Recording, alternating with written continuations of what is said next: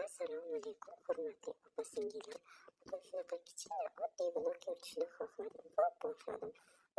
Yotgan gazxonamni ko'rgan bo'lsanglar, yig'ishtirishdan boshladim. Sanataym shunaqami, bitta nonushtadan keyin bizada shunaqa ko'p bir idish chiqadi. Chunki biz bu yerda ko'pchilik turamiz. Ovsinim, bolalarim, men, qaynonam, qaynotam turamiz. Shuning uchun bitta nonushtadan keyin ham shunaqa ko'p idishlar chiqadi.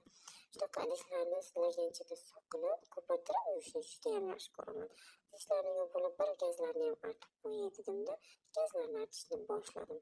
Aytgancha, 1 yoshga to'g'ri qizimdan tashqari hali chillasi chiqmagan chaqalog'im ham bor. Shuning uchun har bir gazlarni chiroyli qilib artolmayapman. Shuning uchun qaysi joylarda dog'lari bor. Hay mayli dedimda, bugun bir simchalab yuvib qo'yay shu gazlarim mendan xafa bo'lmasin dedimda, bir uni betini ochib simchalab yuvib qo'ydim. Keyin esa kuxniyalarni artishni boshladim. Kuxniyada shunaqa idish yuvgandan keyin suv bo'ladi, qayerdadir narsalar to'kiladi. O'shalarni mazza qilib artishni yaxshi ko'raman. Bahradilim ochilib ketaveradi. O'zimni bir bahradilimni ochmay dedimda, qaynona o'zimni ham chiroyli bahradillari ochilsin dedimda, yaltilladim kuxniyalarni, gazlarni chiroyli qilib yuvishni boshladim va chiroyli qilib qo'ydim.